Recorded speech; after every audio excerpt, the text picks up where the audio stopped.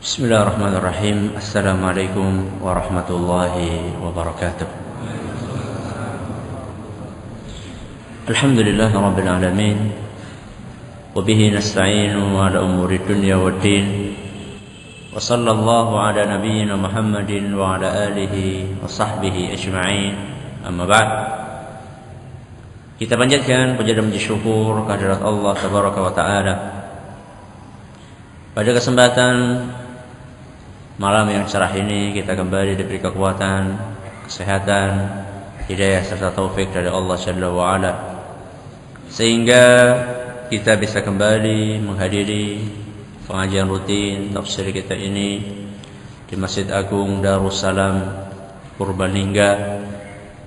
Kita berharap semoga Allah Tabaraka wa Ta'ala berkenan untuk melimpahkan kepada kita semuanya ilmu yang bermanfaat, sehingga bisa kita amalkan sebagai bekal untuk menghadap kepada Allah Tabaraka wa Ta'ala. Amin ya rabbal alamin. Salat dan salam semoga senantiasa tercurahkan kepada junjungan kita Nabi besar Muhammad sallallahu alaihi wasallam, kepada para sahabatnya, keluarganya dan umatnya yang setia mengikuti tuntunannya hingga hari akhir nanti. Para hadirin hadirat yang kami hormati, dan juga segenap pendengar Radio Roja di Jakarta, di Bandung, di Lampung, dan dimanapun Anda berada, para pendengar Radio As-Sunnah FM di Cirebon, para pendengar Radio Al-Hikmah di Banyuwangi, Bali dan sekitarnya, dan yang lainnya. Pada pertemuan yang telah lalu, kita sudah mulai membahas tentang surat Al-Ma'un atau Ar-Ra'aita, sama saja. Baik surat Al-Ma'un atau surat Ar-Ra'aita. Dan saat itu kita sudah membahas beberapa muqaddimah, pendahuluan yang kaitannya dengan surat ini. Mulai dari nama-namanya, kemudian juga apakah surat ini Makkiyah ataukah Madaniyah, jumlah ayatnya, ada berapa jumlah ayatnya? Ada 7. Maka pada kesempatan kali ini kita akan memasuki pembahasan inti, yaitu tafsir surat Al-Ma'un. Seperti biasanya, sebelum kita mengkaji tafsir rinci dari surat Al-Ma'un ini, kita perlu untuk mempelajari tafsir secara global. Apa sih sebenarnya kandungan umum dari surat Al-Ma'un ini? Kata para ulama, surat ini untuk menggambarkan, diturunkan oleh Allah Tabaraka wa Ta'ala untuk menggambarkan betapa jeleknya orang-orang yang mendustakan adanya hari pembalasan. Ara'aita alladhi yukadzibu biddin. Kemudian dibeberkan di situ betapa buruknya perilaku mereka, yang mana mereka suka menyakiti anak yatim dan tidak mau membantu orang-orang miskin. Fadzalika alladhi yad'ul yatim wa la yahuddu ala ta'amil miskin. Kemudian dijelaskan pula bagaimana orang-orang tersebut tidak peduli dengan ibadah-ibadah yang sangat mendasar di dalam Islam. Di antaranya adalah salat. Alladzina hum fi salatihim sahun. Tidak peduli dengan ibadah apa? Salat. Walladzina hum yura'un. Dan juga mereka tidak peduli dengan ibadah zakat. Ayat yang terakhir apa? Wa yamna'unal ma'un. Ini kandungan secara global dari tafsir surat Al-Ma'un. Selanjutnya kita akan memasuki pembahasan rinci dari tafsir surat Al-Ma'un, dan kita mulai dari ayat yang pertama yang berbunyi ara'aital ladzi yukadzibu biddin. Ara'aita. Apa artinya? Tahukah engkau? Tahukah engkau? Ini pertanyaan ya. Pertanyaan. Tahu enggak? Tahu enggak? Nah, tahukah engkau? Pertanyaan. Tapi apakah ini sekedar pertanyaan? Atau ada maksud lain di balik pertanyaan ini? Kata para ahli tafsir, pertanyaan yang dimaksud di sini bukan sekedar pertanyaan, tapi pertanyaan yang bertujuan untuk menggambarkan keheranan.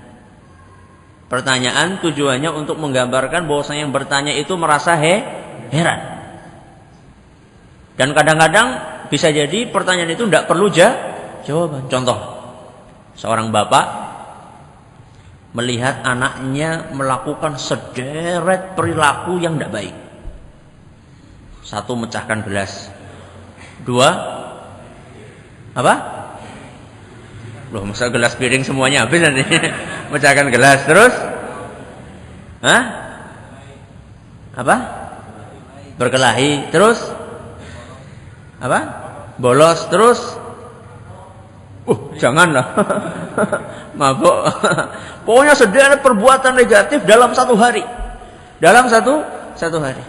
Akhirnya si bapak sambil geleng-geleng kepala dia mengatakan, engkaukah yang melakukan ini semua, wahai anakku? Ini pertanyaan enggak? Pertanyaan. Butuh jawaban? Hah? Kalau dijawab malah apa? Bisa terbang itu tangan. Nah, ini pertanyaan tujuannya ingin menggambarkan heran. Masa iya anaknya nyong kayak gue? Nah, masa anak saya ya melakukan sederet perilaku negatif? Ini pertanyaan tujuannya untuk menunjukkan apa? Rasa heran. Jadi ayat ini, ara'aita, tahukah engkau? Ini pertanyaan tujuannya untuk menunjukkan keheranan. Heran dengan apa? Heran dengan alladzi yukadzibu biddin. Apa artinya? Orang yang mendustakan ad-din. Artinya apa? Agama atau hari pembalasan? Pembalasan atau agama? Dalam ayat ini maksudnya adalah hari pembalasan. Mirip kayak surat apa yo? Al-Fatihah ayat berapa? Ngitung di situ. Ayat berapa? Ayat 4. Apa bunyinya? Maliki yaumiddin. Apa artinya Maliki yaumiddin? Penguasa hari pembalasan. Bukan penguasa hari agama, bukan. Maliki yaumiddin, penguasa hari pembalasan. Kata ad-din di sana di dalam surat Al-Fatihah mirip kayak ini nih. Kata ad-din di dalam surat apa? Al-Maun. Artinya hari pembalasan. Jadi orang-orang yang mengingkari hari pembalasan itu mengherankan. Kenapa Ustaz kok mengherankan? Mereka perilakunya mengherankan karena mereka mengingkari sesuatu hal yang gaib, yang wajib untuk diimani. Apalagi dalil-dalil yang menjelaskan tentang adanya hari pembalasan sangatlah banyak dan begitu jelas serta gamblang. Makanya aneh seandainya ada di antara para manusia yang mengingkari, tidak percaya dengan adanya hari pembalasan. Statement para pengingkar hari kebangkitan tersebut antara lain direkam oleh Allah Tabaraka wa Ta'ala dalam Al-Quran surat As-Saffat ayat 16 sampai 17. Dalam surat apa? As-Saffat ayat 16 sampai 17. Kata Allah Subhanahu wa Ta'ala menukil perkataan mereka, "Aidza mitna wa kunna turaban wa 'idhaman a inna lamab'utsun." Kata mereka, apabila kami sudah mati, kemudian kami sudah menjadi tanah dan tulang belulang, apakah benar kami itu akan dibangkitkan kembali? Ini pertanyaan Tapi pertanyaan tujuannya apa? Menentang. Ya. Masa, itu maksudnya gitu. Masa kami sudah jadi tulang, sudah jadi tanah, kok kami akan dibangkitkan lagi? Tidak cukup sampai di situ mereka mengatakan, awa abaunal awwalun, apa juga nenek moyang kami juga seperti itu akan dibangkitkan pula? Ini pertanyaan mereka. Jadi argumen mereka mengingkari adanya hari kebangkitan antara lain, kok bisa tubuh yang sudah jadi tulang, sudah jadi tanah pula, kok bisa dibangkitkan? Dan itu dibantah oleh Allah Subhanahu wa taala di dalam ayat lain. Kata Allah Subhanahu wa taala, qala man yuhyil 'idhama wa hiya ramim. Qul yuhyiha alladhi ansha'aha awwala marrah wa huwa bikulli khalqin 'alim. Alladhi ja'ala lakum minasy syajaril akhdari nara فإذا أنتم منه توقدون أوليس الذي خلق السماوات والأرض بقادر على أن يخلق مثلهم بلى وهو الخلاق العليم إنما أمره إذا أراد شيئا أن يقول له كن. Surat apa? Hafal teman? Surat Yasin ayat berapa? Ayat 78 sampai 82. Apal ya? Coba isinya apa? Ngapa lo? Harus setiap rajin baca surat Yasin masa tidak tahu isinya. Intinya ayat ini adalah membantah orang yang mengingkari adanya hari kebangkitan. Yang alasannya, kata mereka sama alasannya. Alasannya masa kita sudah jadi tanah kok bisa dibangkitkan lagi? Apa kata Allah Subhanahu wa taala? Qul yuhyiha alladhi ansha'aha awwala marrah. Yang akan membangkitkan kalian yang sudah jadi tanah adalah yang menciptakan kalian pertama kali. Jadi yang akan membangkitkan kita pada hari kiamat nanti adalah Allah Subhanahu wa taala. Lebih susah mana bikin baru sama memperbaiki sesuatu yang sudah rusak dan itu pernah ada? Lebih susah mana? Bikin baru. Coba sekarang, apakah setiap orang yang bisa servis motor rusak bisa bikin motor? Hah? Bisa enggak? Belum tentu. Kenapa? Karena bikin sesuatu yang baru lebih sulit daripada memperbaiki sesuatu yang sudah ada. Nah sekarang, ketika manusia dibangkitkan dari kubur, itu bikin sesuatu hal yang baru atau memperbaiki sesuatu yang lama?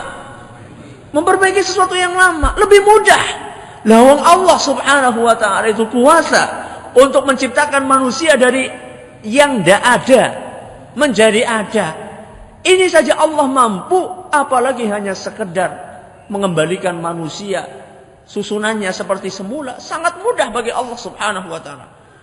Maka ditegaskan di akhir ayat, idza arada syai'an an yaqula lahu kun fayakun. Allah Subhanahu wa taala kalau pengen menciptakan sesuatu, Allah hanya berkata apa?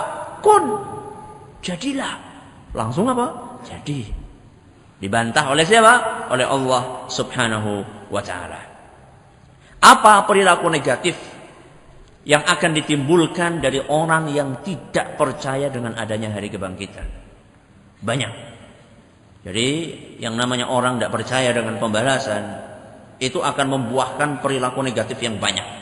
Di antaranya dalam surat ini disebutkan apa? Ayat yang kedua dan ketiga apa? Hah?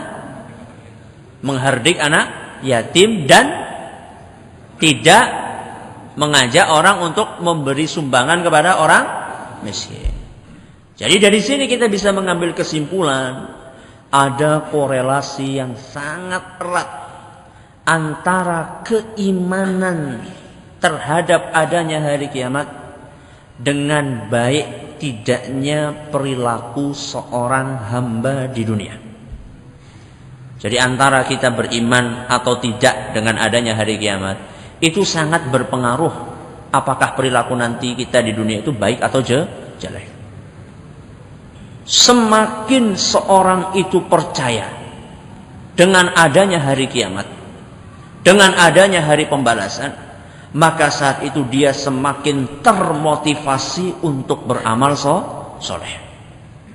Jadi orang yang keimanan tentang adanya hari kiamat itu sudah menancap, menghunjam dalam di dalam dirinya, bahkan sudah mendarah daging, maka saat itu seorang akan menjalankan perintah agama serta menjauhi larangan dengan penuh kesadaran, tanpa dioprak-oprak, tanpa dibentak-bentak, tanpa dipaksa-paksa. Kenapa? Karena sudah ada dorongan dari dalam hatinya.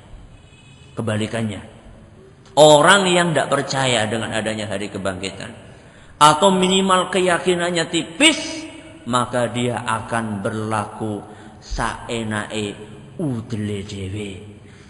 Di mana? Di dunia. Alasannya apa? Dunia itu kan tempatnya happy-happy, mumpung ngesi urip. Terus nom nanti tua sih kayak gue. Ya bukan masalah nom atau tua, ya. Tapi mumpung ngesi urip, kapan maning arep happy-happy. Kenapa orang seperti itu? Karena dia itu minim kepercayaannya, keyakinannya tentang adanya hari pembalasan. Tapi orang yang percaya dengan adanya hari pembalasan, maka dia akan terus bermotivasi. Karena apa? Karena dia tahu bahwasanya hidup di dunia itu hanyalah sementara. Setelah kehidupan ini akan ada kehidupan abadi, di mana saat itu kita akan mempertanggungjawabkan setiap perbuatan yang kita lakukan di dunia, apakah itu baik ataukah jelek. Manakala dia melakukan kebaikan, maka surgalah yang akan menunggu dia. Namun manakala dia melakukan kejelekan, maka nerakalah yang akan menunggu dia di hari kiamat nanti. Jadi ada hubungan yang erat antara keyakinan dengan hari kiamat dengan apa?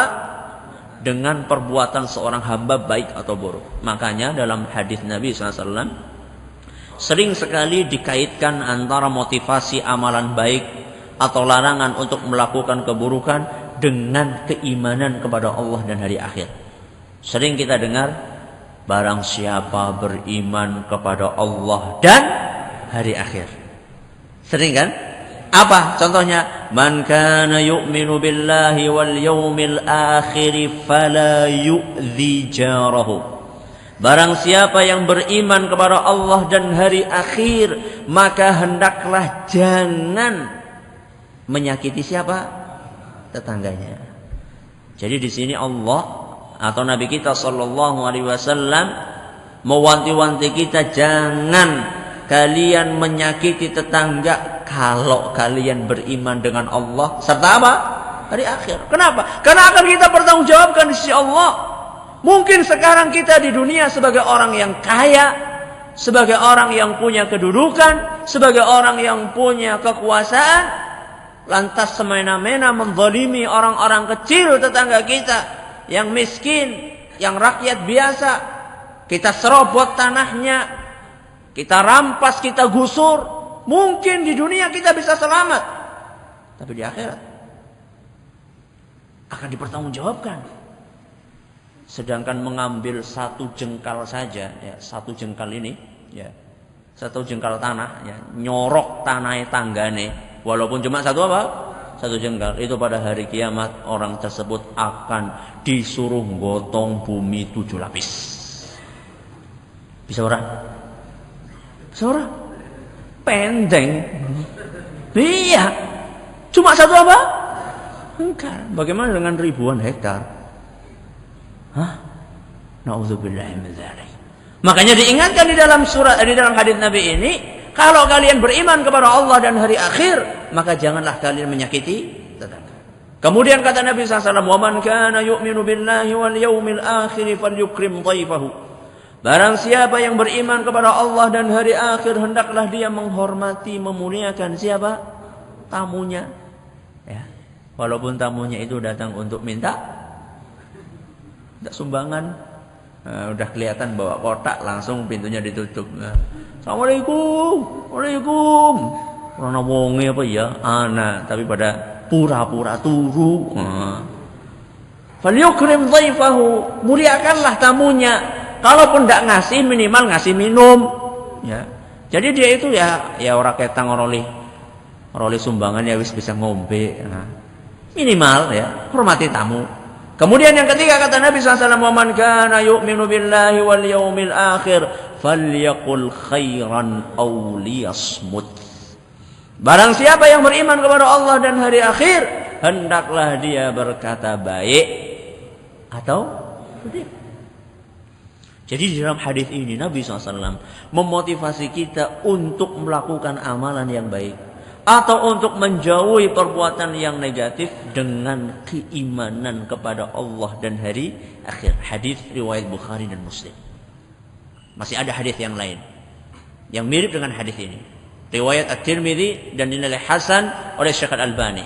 Kata Nabi sallallahu alaihi wasallam, "Man kana yu'minu billahi wal yawmil akhir." Barang siapa yang beriman kepada Allah dan hari akhir, fala yajlis ala ma'ijatin yudaru 'alaiha bil khamr. Barang siapa yang beriman kepada Allah dan hari akhir, jangan sampai dia duduk di depan meja makan yang diedarkan di atasnya minuman keras. Ya. Jadi kalau ke warung itu hati-hati nggih. Warungnya dodolan apa?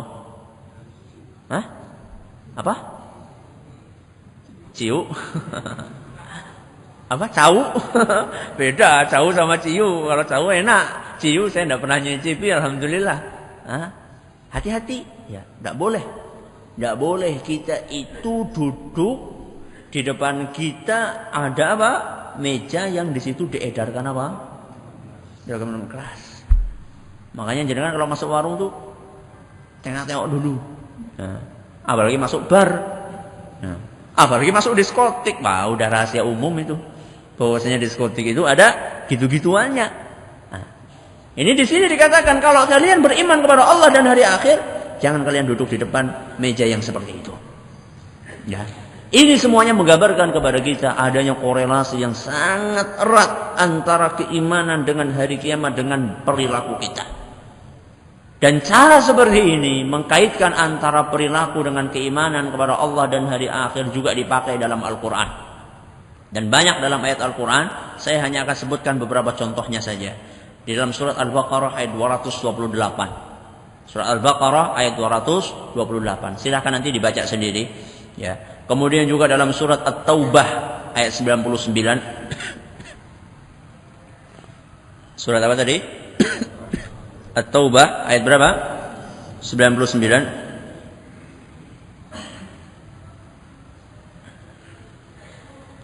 Kemudian yang lainnya juga surat Al-Mujadilah ayat 22. Al-Mujadilah ayat 22 dan surat At-Talaq ayat 2. Itu semuanya di situ dikaitkan dengan keimanan kepada Allah dan hari akhir. Ini PR ya, coba nanti dibuka.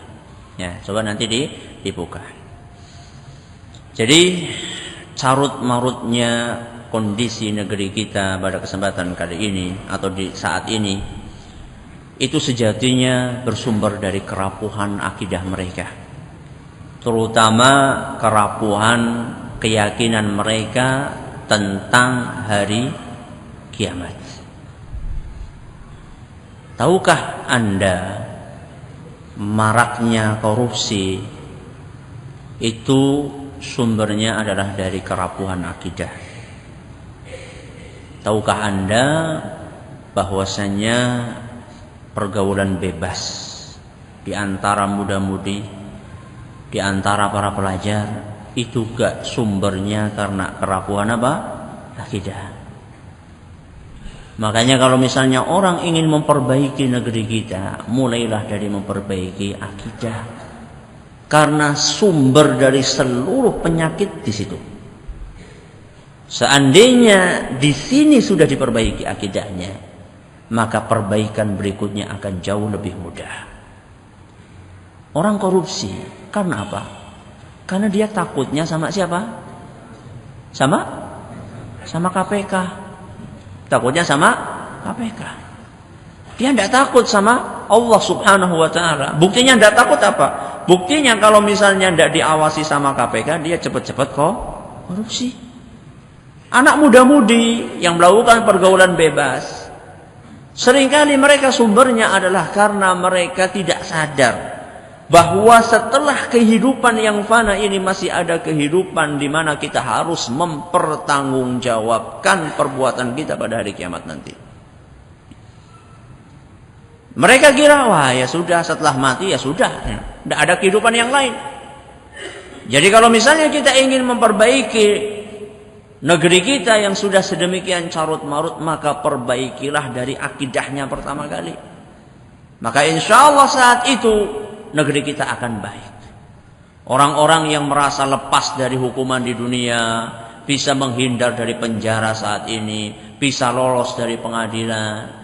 Saya katakan, iya, sekarang Anda bisa lolos, tapi jangan harap di hadapan Allah Subhanahu wa ta'ala Anda bisa lolos. Sepintar apapun seorang di dunia untuk membolak-balikkan, untuk menyiasati hukum, dan dia bisa lepas dari hukuman di dunia, mustahil dia akan selamat dari hukuman di akhirat. Karena yang akan menjadi hakim di akhirat siapa? Siapa?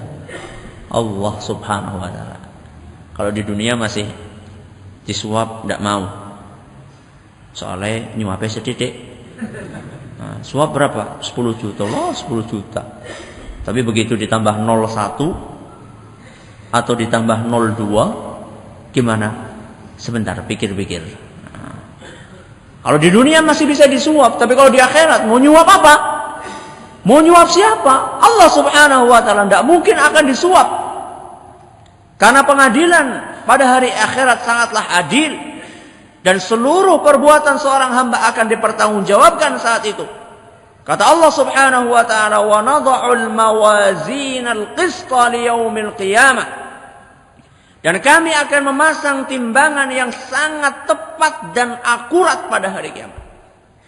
Tidak ada permainan timbangan pada hari akhirat nanti.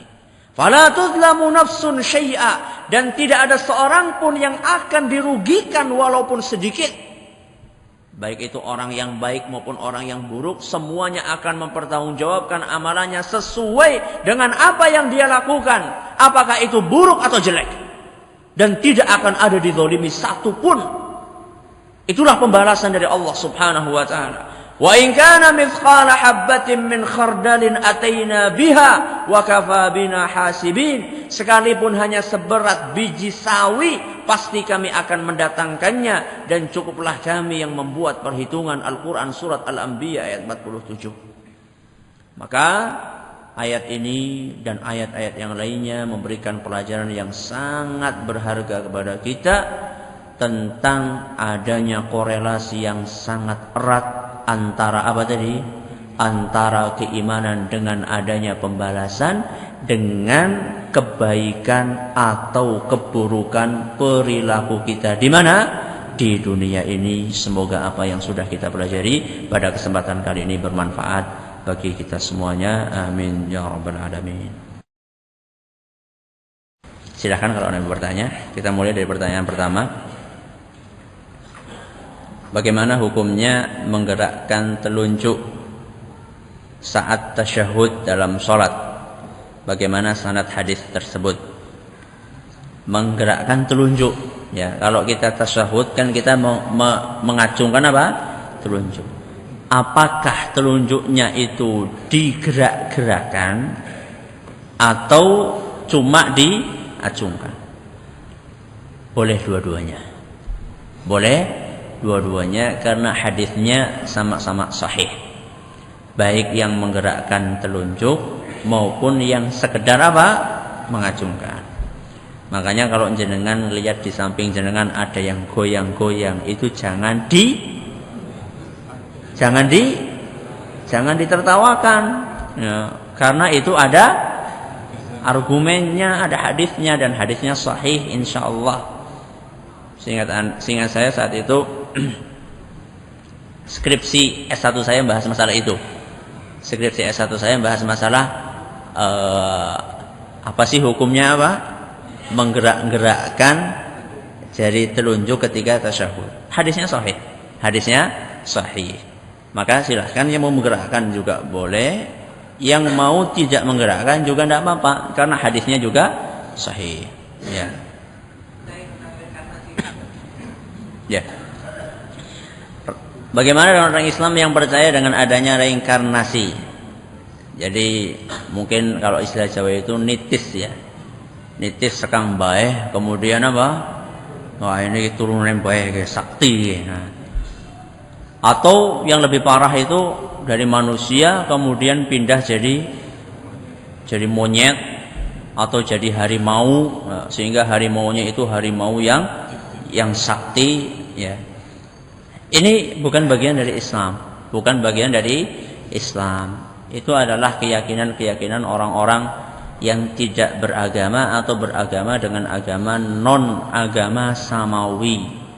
Agama samawi itu ya agama yang diturunkan dari langit, bukan dibikin oleh orang yang di muka bumi, bukan. Ya. Dan ini apakah termasuk dalam kategori orang-orang yang mengingkari hari kebangkitan? Kalau misalnya dia tidak percaya dengan adanya hari kiamat, ya iya. Iya. Dia meyakini bahwasanya orang itu tidak akan pernah dibangkitkan pada hari kiamat, dia cuma pindah saja. Kalau dia meyakini seperti itu dan tidak ada kebangkitan, ya ini termasuk orang-orang yang mengingkari kebangkitan. Dan ini mengingkari salah satu prinsip yang sangat mendasar di dalam Islam. Makanya kan itu termasuk rukun iman. Rukun iman yang keberapa? Yang keberapa? Yang kelima. Beriman dengan adanya hari akhir. Nah, ini termasuk ingkar kepada rukun iman. Dan ini jelas bisa divonis keluar dari agama Islam. Ya. Maka berhati-hatilah kepada kaum muslimin untuk mengikuti pemahaman-pemahaman yang seperti itu. Ada yang lain silakan. Ada 5 hewan yang boleh dibunuh di tanah halal dan tanah haram. Apa saja?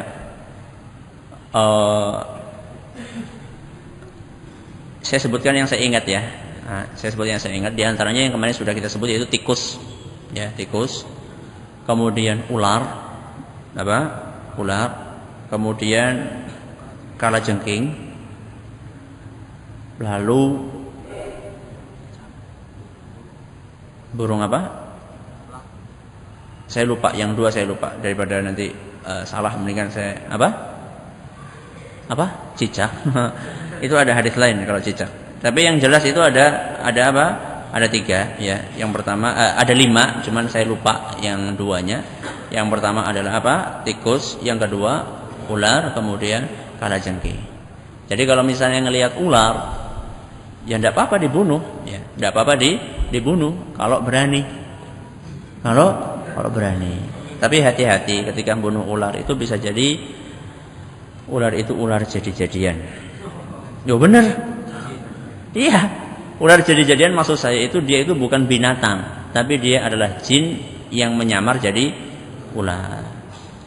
Makanya tidak sedikit kaum muslimin yang kemudian kesurupan setelah membunuh ular. Setelah membunuh ular karena yang dibunuh ternyata jin, sehingga bapaknya tidak terima. Bapaknya siapa? Jin. Ternyata yang dibunuh itu anak jin misalnya. Ternyata ular itu anak jin. Bapaknya tidak terima. Tidak terima bapaknya. Akhirnya apa? Akhirnya mengganggu. Atau yang tidak terima suaminya. Ternyata itu siapa? Istrinya jin. Ya. Nah, kita tidak bisa beda-bedakan. Makanya saat itu dijelaskan bahwasanya kalau kita mau membunuh ya kita berta'awud dulu, ya, berta'awud kepada Allah, beristi'adzah, a'udzubillahi minasyaitonir rajim.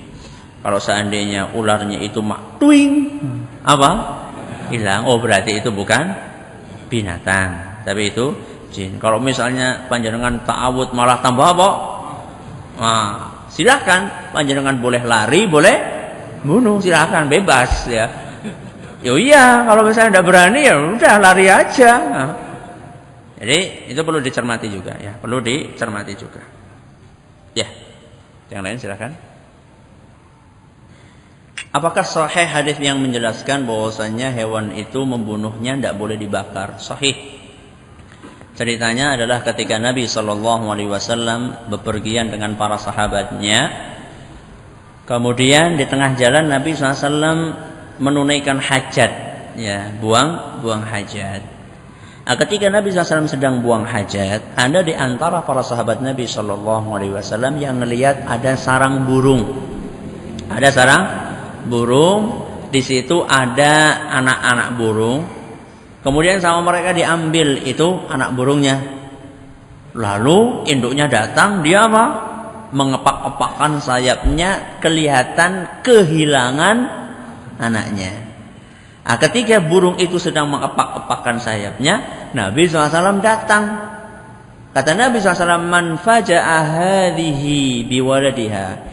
Siapa yang menyakiti induk burung ini dengan mengambil anaknya?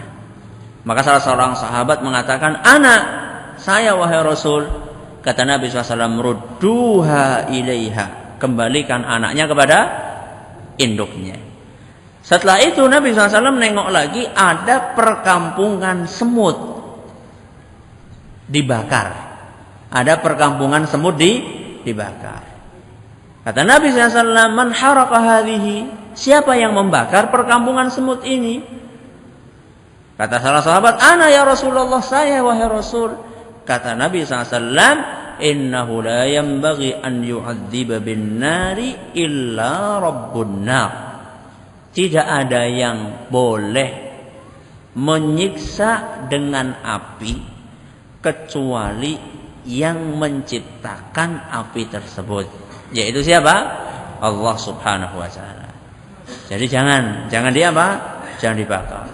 Malah naudzubillahi min dzalik, ada sebagian orang yang sudah makanannya, maaf, anjing, ya. Cara bunuhnya itu naudzubillahi min dzalik. Jadi caranya itu anjing diikat apanya? Kakinya, kemudian digantung di mana? Di pohon, dahan pohon, lalu hidup-hidup, lalu bikin api di bawahnya. Jadi dipanggang apa? Ketika anjingnya apa? Ya bersuara lah, berkaing-kaing gitulah. Anjingnya berkaing-kaing, bersuara seperti itu. Kemudian ada orang yang negur orang tersebut yang sedang menyiksa atau sedang membunuh itu. Kasihan, berisik, menang. Gitu nih karepe wong mangane kayak giye. Jadi itu dia penjual anjing. Karena menurut orang yang beli itu dagingnya lebih enak kalau seperti itu. Karena ndak keluar apanya? Darahnya. Astagfirullah. Wis panganane, maaf, anjing, cara makannya kayak gitu, ya Allah ya Rabbi ya Karim, ya. Itulah kadang-kadang orang itu sudah, ya itulah kalau orang sudah apa? Sudah lupa dengan hari pembalasan itu, naudzubillahi min dzalik. Itu tidak boleh ya, tidak boleh. Bagaimana hukum mengangkat tangan ketika berdoa setelah habis sholat? Hukumnya boleh. Hukumnya boleh. Kenapa boleh Ustaz? Karena banyak hadis-hadis yang menjelaskan tentang Nabi SAW berdoa sesudah sholat. Banyak hadis. Dan hadisnya sahih. Kalau misalnya ada hadis yang berbicara bahwasanya Nabi SAW berdoa sesudah sholat, maka adab berdoa salah satunya adalah mengangkat tangan. Maka saat itu bisa kita ambil kesimpulan boleh mengangkat tangan untuk berdoa setelah sholat. Yang dipermasalahkan oleh para ulama adalah manakala mereka berdoa dengan dipimpin oleh satu orang setelah sholat. Itu yang setahu kami tidak ada satupun hadis yang menjelaskan bahwa Nabi SAW setelah sholat memimpin makmumnya untuk berdoa. Adapun berdoa masing-masing tidak apa-apa. Lagi pula kebutuhan imam dan makmum bisa jadi berbeda. Imam wis tua, wis pengen cepat mati, maaf ya, ya Allah aku pengen cepat mati, burine amin, amin, amin. Atau kebalikannya, ya, atau kebalikannya, imamnya masih bujangan, pengen cepat nikah, ya Allah cepatlah kami nikah, belakangnya amin, amin, wis tua wis arep mati. Doanya masing-masing beda-beda ya, antara imam dengan siapa? Dengan makmum ya. Yang jelas intinya setahu kami kalau doa dipimpin bersama-sama setelah sholat itu tidak ada hadisnya. Tapi kalau doa sendiri-sendiri itu boleh karena ada apanya? Ada hadisnya. Hanya saja lebih utama berdoa di dalam sholat. Lebih utama berdoa di dalam sholat. Kenapa? Karena doa di dalam sholat itu sangat mustajab. Apalagi ketika sujud. Makanya kata Nabi SAW, wa ammas sujudu fa'akthiru fihi du'a. Ketika kalian sujud, perbanyaklah apa? Doa. Ketika sujud, perbanyaklah doa. Itu menunjukkan bahwasanya doa di dalam sholat itu sangat mustajab. Bahkan terang-terangan Nabi SAW mengatakan fa innahu qaminun an yustajaba lakum. Sesungguhnya doa ketika sujud itu sangat mustajab. Itu kata Nabi SAW. Ibarat kita sedang sholat itu sedang kita bermunajat, sedang berbincang-bincang dengan siapa? Allah. Loh, itu justru saatnya kita minta sama Allah, bukan setelah selesai apa? Selesai munajat kemudian baru minta. Ya kayak jenengan lah, misalnya punya proposal kemudian di SAI ketemu sama pejabat misalnya. Begitu masuk di situ diem aja. Setelah keluar baru gimana ya? Apa? Sekarang mau ngomong, ya udah lewat ya. Makanya lebih afdol doa di dalam apa? Sujud. Karenanya kalau kita cermati, penekanan sesudah sholat itu adalah lebih banyak kepada zikir dan wirid. Ya. Tapi sekali lagi boleh saja untuk berdoa, cuman lebih utama kalau kita doa di dalam sholat. Ada yang lain silahkan. Ya. Ya. Yang pertama, kalau misalnya kita sudah tobat di dunia, apakah dosa-dosa kita akan dibalas di akhirat? Tergantung jenis tobatnya. Tergantung jenis tobatnya. Kalau tobatnya itu tobatan nasuha, maka at-taubatu tajubbu ma qablaha, at-taibu minadz-dzambi kaman la dzamba lahu. Kata Nabi SAW, orang yang bertaubat dari sebuah dosa atau dari dosa seakan-akan dia tidak punya dosa. Kalau orang tidak punya dosa disiksa enggak? Kalau tobatnya apa? Beneran. Tapi kalau tobatnya setengah-setengah ya tergantung kualitas tobatnya. Ya, itu. Kemudian yang kedua, ada disebutkan bahwasanya hadis Nabi, innakum lan tadkhulunal jannata bi'amalikum. Sesungguhnya kalian itu tidak akan masuk surga karena amalan kalian. Kalian itu masuk surga karena karunia dari siapa? Dari Allah. Ini maksudnya apa Ustaz? Maksudnya adalah bukan kok kita tidak usah beramal. Maksudnya adalah surga itu kalau dinilai dengan amalan kalian itu tidak nutut, tidak sebanding, ya. Karena amalan kita sedikit, sudah sedikit apa? Sudah sedikit, kualitasnya jelek, ya. Kok mau digunakan untuk membeli sesuatu yang besar, yang mahal? Ya tidak sebanding lah, ya. Kayak penjenengan mau beli mobil sangune gur 10.000, dapat apanya? Pentil, alhamdulillah dua pentil. Ngesuk gari tuku apa nih? Tuku bane. Tidak sebanding, itu maksudnya. Jadi kalau surga itu mau dibeli dengan amalan kita tidak sebanding. Makanya Allah itu memasukkan kita ke surga karena kasih sayangnya. Karena Allah sayang, kasihan sama kita, maka Allah masukkan kita ke surga. Dan bukan berarti hadis ini menunjukkan kita tidak perlu beramal, tidak. Kita perlu beramal. Kita perlu beramal, dan amalan itulah yang insya Allah dijadikan sebagai sarana atau jalan yang menuju ke sana. Adapun yang akan memasukkan plus itu adalah siapa? Allah Subhanahu wa ta'ala. Masih ada lagi? Tidak ada? Ya. Gimana? Yang kedua apa? Oh ya. Ya. Dua aja. Waktunya sudah cukup. Ya. Yang pertama, apakah doa di dalam sujud itu pakai bahasa Indonesia atau bahasa Arab? Sebaiknya pakai bahasa Arab. Sebaiknya pakai bahasa Arab. Ada sebagian ulama yang bolehkan, tapi sebaiknya pakai bahasa apa? Bahasa Arab. Ya, sebaiknya pakai bahasa Arab, karena ada sebagian ulama yang berpendapat kalau sampai kita mengucapkan kalimat selain Arab di dalam sholat itu sholatnya tidak sah.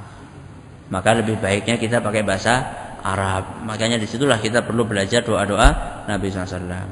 Pertanyaan yang kedua, apakah itu tidak membatalkan sholat karena itu bukan bagian dari wirid bacaan sholat? Ya enggak. Ya, karena Nabi SAW membolehkan. Ya. Kalau Nabi SAW tidak membolehkan, baru Nabi SAW mengatakan wa ammas sujudu fa'aksiru fihi doa. Adapun ketika sujud perbanyaklah doa. Nabi SAW membolehkan. Ya. Kemudian yang terakhir adalah yang ketiga, apakah dikeraskan atau tidak? Yang penting mulutnya apa?